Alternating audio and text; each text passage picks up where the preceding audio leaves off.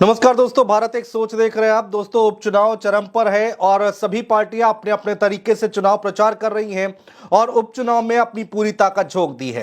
एक तरफ भारतीय जनता पार्टी, जिसकी सरकार है, उत्तर प्रदेश में लगातार दौरे किए जा रहे हैं, लगातार जनसभाएं की जा रही हैं। दूसरी तरफ अखिलेश यादव यानी कि समाजवादी पार्टी, उस समाजवादी पार्टी ने भी अपनी पूरी ताकत झोंक रखी है। वहीं तीसरी तरफ चंद्रशेखर आजाद अपनी तैयारियों में लगे हुए हैं, लगातार जगह जगह जा रहे हैं। 9 सीटों पर उपचुनाव होना है और इसी सिलसिले में कुंदरकी पहुंचे। मुरादाबाद की कुंदरकी सीट, कुंदरकी विधानसभा सीट मुस्लिम बहुल क्षेत्र है, मुस्लिम बहुल सीट है और यहां पर कहा जाता है कि कम से कम 60% मुस्लिम मतदाता हैं और यहां पर चंद्रशेखर ने अपनी पूरी ताकत झोंकी है। दोस्तों, जब कुंदरकी पहुंचे चंद्रशेखर तो उनका जोरदार स्वागत किया गया। हजारों की हजार भीड़ जो है सड़कों पर उमड़ पड़ी और जो जनसभा रखी गई थी वहां पर भयंकर भीड़ देखी गई। पार्टी के नारे लगाए गए, जो प्रत्याशी थे उनको जिताने के नारे लगाए गए, चंद्रशेखर आजाद के नारे लगाए गए।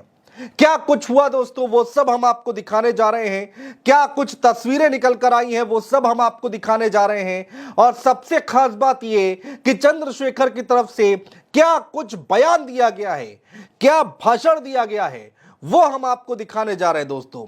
तो चलिए शुरुआत करते हैं। चंद्रशेखर आजाद का सबसे पहले ये ट्वीट देखिए सोशल मीडिया एक्स पर।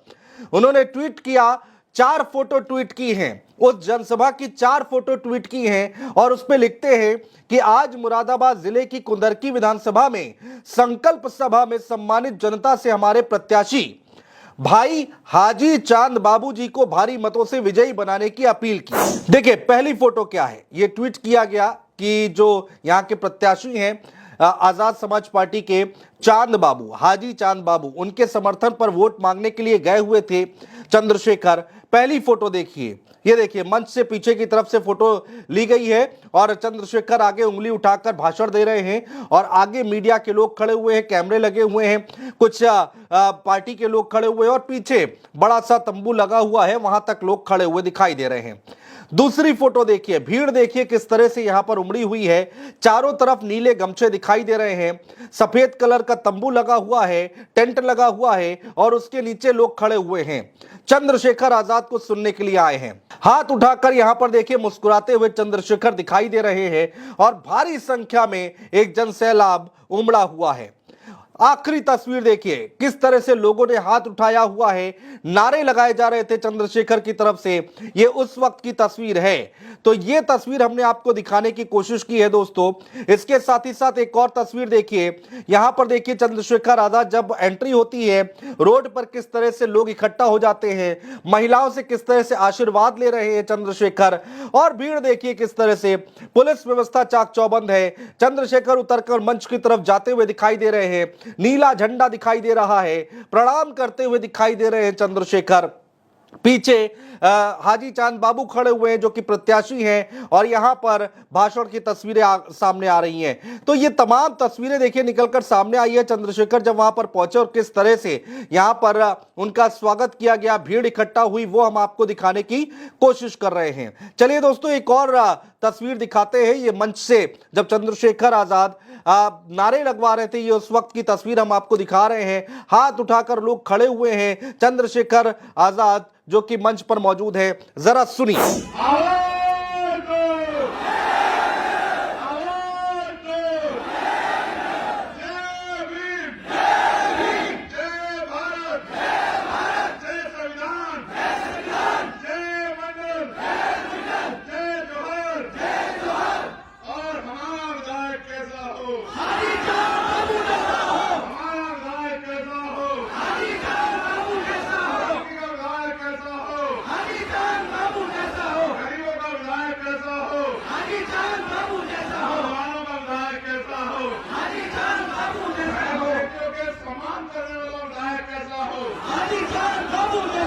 बहुत बहुत धन्यवाद आप सबके लिए, मदद करना है। बहुत बहुत धन्यवाद।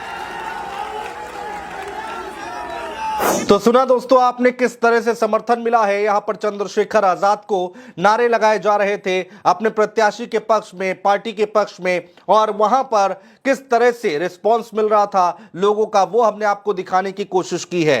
मंच से जब भाषण दे रहे थे चंद्रशेखर आजाद तो कई सारी बातें उन्होंने बोली हैं। दरअसल दोस्तों कुंदरकी विधानसभा सीट जहां पर मुस्लिम बहुल सीट है और 60% मुस्लिम मतदाता यहां पर हैं, तो मुस्लिम मतदाता ही तय करते हैं कि किसको सत्ता तक पहुंचाना है, यानी कि कुर्सी तक पहुंचाना है, किसको जिताना है और किसको नहीं जिताना है। तो एक तरह से यह भी कहा जा रहा है कि मुस्लिम वोटर्स को साधने के लिए यहां पर चंद्रशेखर आजाद खुद पहुंचे हुए थे और मुस्लिम वोटर्स को साधने की कोशिश कर रहे थे। मंच से उन्होंने कहा, चंद्रशेखर आजाद ने कहा कि कभी भी मुसलमानों का साथ नहीं छोड़ा है, चाहे दिल्ली में किसी का घर टूटा हो या फिर एनआरसी आंदोलन हो, जब भी मुस्लिम समुदाय को परेशान करने का काम किया गया वो साथ खड़े रहे, यह बात कही गई। फिर चाहे मौलाना कलीम सिद्दीकी का मामला हो या फिर तबलीगी जमात का मामला, मौलाना साद, नासिर जुनैद, नसीम हत्याकांड जैसे मामलों पर उन्होंने आवाज उठाई है, यह बात कही उनकी तरफ से। सपा की तरफ इशारा करते हुए उन्होंने कहा कि बहराइच और बुढ़ाना में जुल्म हो रहा है, लेकिन जिनके आपने 37 एमपी बना दिए हैं वो चादर तानकर एसी में सो रहे हैं, जबकि वो सड़कों पर लड़ाई लड़ रहे हैं। ये तमाम बातें कही गई हैं। तो मंच से क्या कुछ कहा गया वो सुनो। चुनावी सभा में कार्य कर रहे सभी नेताओं कार्यकर्ताओं का, विधानसभा के प्रभारियों का, जिले संगठन बूथ सेक्टर के समाज स्वाभिमानी नेताओं का, प्रदेश के अध्यक्ष जी का, उनकी टीम का मैं दिल की गहराइयों से बहुत बहुत धन्यवाद करता हूं। साथ साथ हमारे लीगल सेल का, मिशन 78 की टीम का और किसान मोर्चा की टीम का भी मैं धन्यवाद करता हूं। जब मैं यहां के लिए चला था तो मेरे मन में ये बात थी कि गर्मी बहुत ज्यादा है और सभा की तैयारी कैसी होगी, लेकिन जैसे जैसे मैं आगे बढ़ता रहा और आप लोगों का ये ऐतिहासिक हुजूम देख के मेरा मन कहता है कि कुंदरकी विधानसभा हम लोग बहुत अच्छे मतों से जीत रहे हैं। इसके लिए मैं आपको अभी से बधाई देता हूं। मेरे पास इंटेलिजेंस की रिपोर्ट भी है, जो रिपोर्ट ये कहती है कि भाई चांद बाबू ने जिस तरह से लंबे समय से यहां मेहनत की है और पिछली बार भी 2022 में जब उनको मौका मिल रहा था तो उनसे वो मौका छीनकर उनकी मेहनत को खामोश कर दिया गया। इस बार यहां के नेताओं ने, यहां के कार्यकर्ताओं ने, यहां की टीम ने ये तय किया कि भाई चांद बाबू जो ईमानदार छवि के और संघर्ष करने वाले और कुंदरकी में बदलाव करने वाले नेता हैं, उनको हमें मौका देना चाहिए। तो मैं आप सबका आभार प्रकट करता हूं कि आपने उस फैसले को दिल से स्वीकार किया। साथ साथ जिन साथियों को मौका नहीं मिला है, हमारे डॉक्टर साहब, मसनूर भाई और तमाम साथी, मैं उनसे भी कहना चाहता हूं कि उनको ज्यादा मेहनत करनी है अपने भाइयों को रोजगार देने के लिए, अपने टूटे हुए कच्चे मकानों को पक्के बनाने के लिए और अपनी हिस्सेदारी के लिए। इस बात को सोच के मैदान में उतरो। हम बाबा साहब के सिपाही हैं। बाबा साहब ने कहा था कि ये वोट हमारा हथियार है और हथियार का प्रयोग समझदारी से करना चाहिए। अगर हथियार का प्रयोग समझदारी से नहीं किया तो आपको नुकसान होता है। दो धारी तलवार है। अगर आपने जिम्मेदारी से, समझदारी से मेहनत करके वोट दी तो हाजी चांद बाबू जीतेंगे और आपकी ताकत बनेगी। और गलती से आपने किसी और को वोट दी तो वो जीते हारे, लेकिन आपकी ताकत नहीं बनेगी, क्योंकि आप पे जब जुल्म होता है तो कोई आता है आपके गली में, आपके घर में पूछने के लिए कि क्या हाल है बताओ। आज जो जुल्म हो रहा है कोई पूछने आता है क्या? तो जब आज नहीं आता तो कल क्या आएगा? इसलिए मैं आपसे कहना चाहता हूं, आज से आपको 17-18 दिन बचे। आपको खुद से योद्धा बनके, बहादुर साथी बनके मैदान में आना है और घर घर जाके लोगों को जागरूक करना है। एक एक वोट को तैयार करना है और 13 तारीख को जब वोट पड़ेगा एक एक वोट को बूथ तक पहुंचाना है और साबित करना है कि आपका मुकाबला कोई भाजपा वाजपा कर नहीं सकती। आपका मुकाबला अगर कर सकते हो तो आप, और आप अगर आपको कोई रोक सकते हो तो आप अगर ठान लोगे तो आपको कोई नहीं रोक सकता। इसलिए मैं आपसे कहना चाहता हूं कि अभी से कमर कस लो और जो परिवार बेघर करने की तैयारी संभल में की जा रही है, कल हमारी टीम उन परिवारों से मिलने जाएगी और अगर उनके साथ जुल्म करने का काम किया सरकार ने, तो इस सरकार की ईंट से ईंट बजाने का काम हम लोग करेंगे। हम लोग चैन से नहीं बैठेंगे। आजाद ने कंधे से कंधा मिलकर इस लड़ाई को लड़ने का काम किया और उस आवाज को उठाने का काम किया। मैं आज भी नहीं भूला हूँ,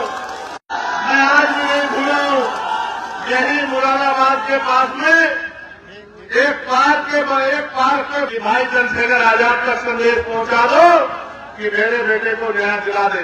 चुनाव चल रहा था लोकसभा का, मैंने चुनाव को पीछे छोड़ दिया और मैं यही रामपुर पहुंच के मैंने उस परिवार की आवाज उठाने का काम किया और उस परिवार को न्याय दिलाने का काम किया। हमारे साथियों, जितनी बड़ी संख्या में मुझे और पार्टी संगठन में भरोसा करने वाले मेरे साथियों, आप ये जानते हो कि 69,000 शिक्षक भर्ती का मामला हो या पुलिस की भर्ती का मामला हो या दरोगा भर्ती का मामला हो या पटवारी भर्ती का मामला हो या आपके कोई भी हत्यावाज हो, कभी मैंने आपका साथ नहीं छोड़ा। चाहे दिल्ली में गुरु घर टूटा हो या एनआरसी का आंदोलन हो, जब मुसलमान भाइयों को परेशान करने का काम किया गया और आपकी वोट लेने वाले नेता घरों में घुस गए, चाहे मौलाना कलीम सिद्दीकी का मामला हो, चाहे तबलीगी जमात का मामला हो, चाहे मौलाना सात साल का मामला हो, चाहे नासिर जुनैद का मामला हो, या अखलाक का मामला हो, या पहलू का मामला हो, या नजीब का मामला हो, या कहीं भी कोई जुर्म हुआ हो।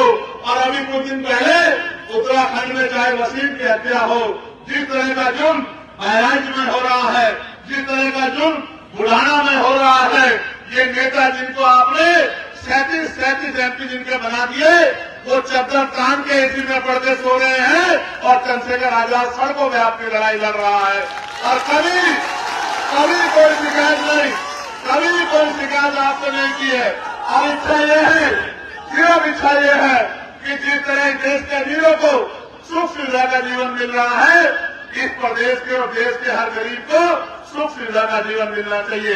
इच्छा सिर्फ इतनी है कि जिस तरह से अमीर अपने बच्चे को प्राइवेट स्कूल में अच्छी शिक्षा दिला पा रहा है, गरीब के बच्चे को भी अच्छी शिक्षा मिलनी चाहिए और गरीब के बच्चों को भी रोजगार की व्यवस्था होनी चाहिए। तो सुना दोस्तों, आपने मंच से भाषण दिया चंद्रशेखर आजाद ने और अच्छी खासी भीड़ देखने को मिली है। पहले महाराष्ट्र में हमने देखा कि किस तरह से उनका स्वागत किया गया, हरियाणा में जगह जगह लोगों ने उनका समर्थन किया और जम्मू कश्मीर की अगर हम बात करें तो वहां पर भी पहुंचे हुए थे चंद्रशेखर आजाद। लेकिन उत्तर प्रदेश से सांसद है और नगीना से सांसद है, और अब जब उत्तर प्रदेश में 9 सीटों पर उपचुनाव हो रहा है तो चंद्रशेखर आजाद बहुत ज्यादा एक्टिव दिखाई दे रहे हैं। लोगों के बीच में जा रहे हैं, जनसभा कर रहे हैं, भाषण दे रहे हैं और विपक्षी दलों पर, मतलब अपने विरोधियों पर, तमाम दलों पर पूरी तरह से हमलावर होते दिखाई दे रहे हैं।